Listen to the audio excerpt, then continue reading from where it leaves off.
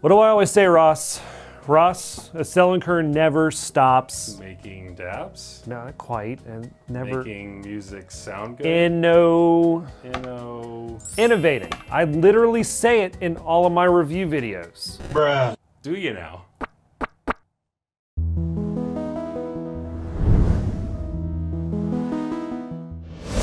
Astell&Kern never stops innovating. I'm here today to tell you about yet again another series of firsts for an Astell&Kern music player. The A&futura line always brings something new to the table with each new DAP, always raising the bar or changing the status quo to see what they can do with the latest iteration or tech available that they haven't done before. I respect them for that because even though they've released a ton of music players over the years, no two are the same.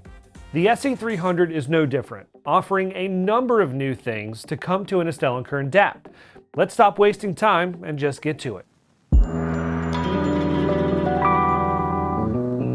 So typical things right off the bat with the music player. On the top is the power button. Left side are the track skip and play pause buttons. Bottom are the USB-C charging / USB audio out and the micro SD card slot for expandable storage. Right side is the large, tactile volume knob.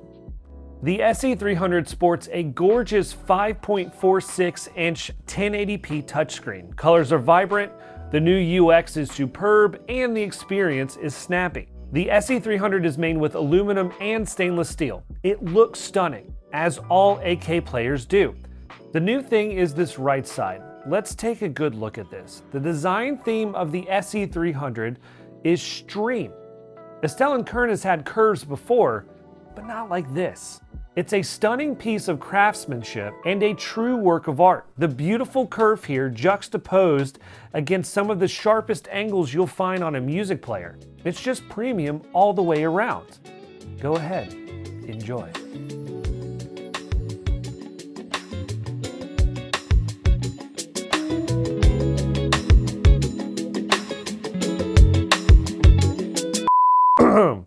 Sorry about that, folks. AK has finally implemented a ladder DAC into one of their music players. Previous iterations have only presented us with AKM, ESS, or Cirrus Logic chip options, so this is a nice change.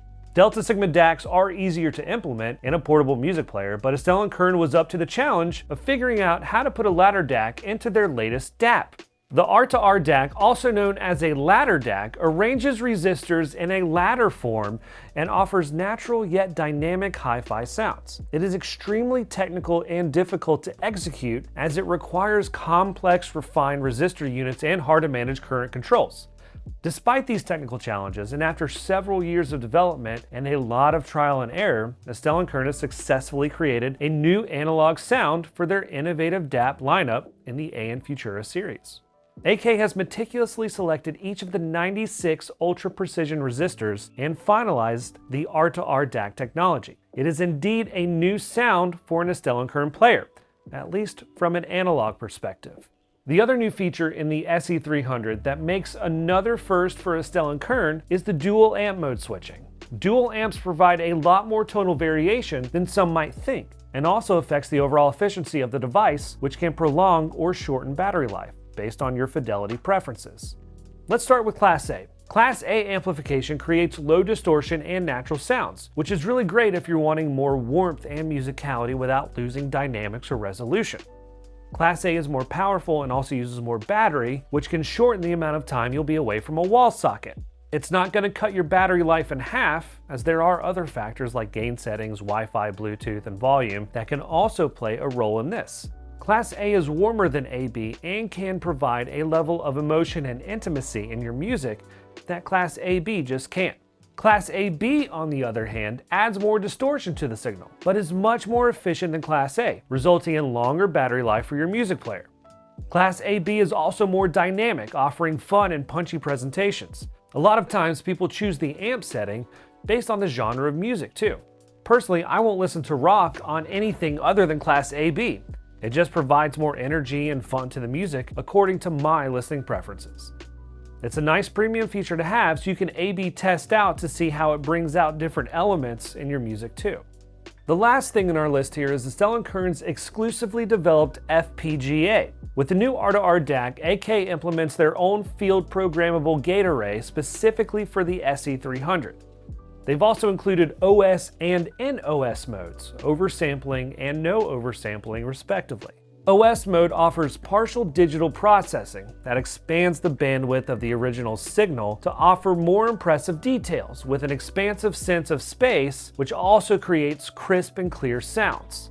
In NOS mode, the player reproduces the pure original sound without any digital processing, allowing users to enjoy the true unprocessed sound decoded by the R2R DAC itself.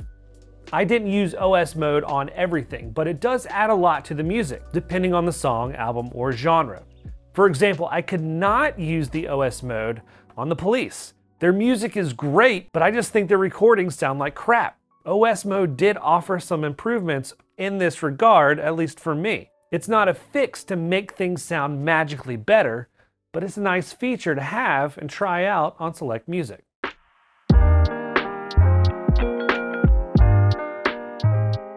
For my testing session, I paired the Astell&Kern SE300 with the Meze Lyric headphones and a Black Dragon premium cable. I also paired them with the new Hi-Fi Man HE1000 V2 with stealth magnets and a Black Dragon headphone cable. The SE300 sounds different from other AK players, thanks to the implementation of the R2R DAC mostly. It provides a clean, detailed, and natural sound to the music. I'm not hearing much coloration like some ESS and AKM chips or signal chains. I would definitely still consider it on the forward side, which is not that uncommon for the A&futura and A&norma lineups of DAPs. Detail is something Astell&Kern does best, so I would actually be surprised if it was anything less from what I'm hearing.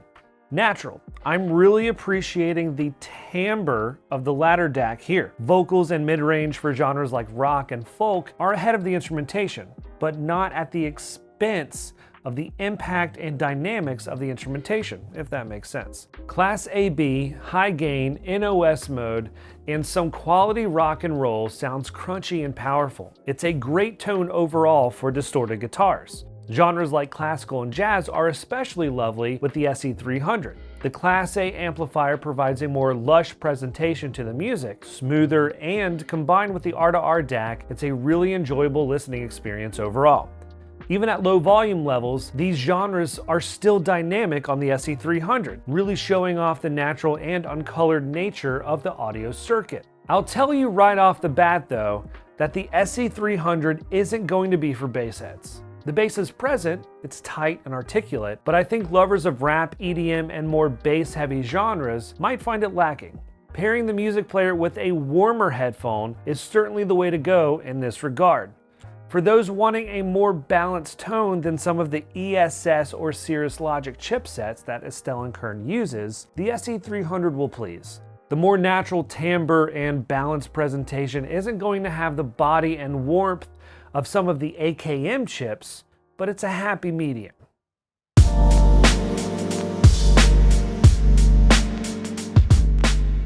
Like the rest of Astell&Kern's A&futura lineup of music players, they continue to innovate and implement firsts in their high-end DAPs. The addition of the new R2R ladder DAC in the new SE300 is great for those who want more natural sound and little coloration to their music, as it provides a rich and dynamic presentation. The new amp switching mode is a welcome one for those wanting more control over the efficiency of the battery life or the amount of finesse and noise in their signal. Oversampling mode adds an impressive amount of detail and space over non-oversampling, which brings it into the feature category rather than a gimmick. The SE300 is going to be a great DAP for lovers of detail, classical, jazz, rock, folk, and alternative in particular. There are enough firsts here that Astell&Kern should be very proud of the way they've implemented these new features and continue to bring something new to the table. Hopefully some of these new features will find their way to becoming Astell&Kern music player staples for future DAPs to come, as they greatly impact the sound of the music and the value of the device, which is giving the user more control over how they want to listen to their music. And I don't think anyone can get upset over that. We'll link to the full review below. If you like this video, be sure to hit that thumbs up and remember to subscribe for more audiophile content just like this. If you have any questions, feel free to drop a comment, and as always, thanks for watching.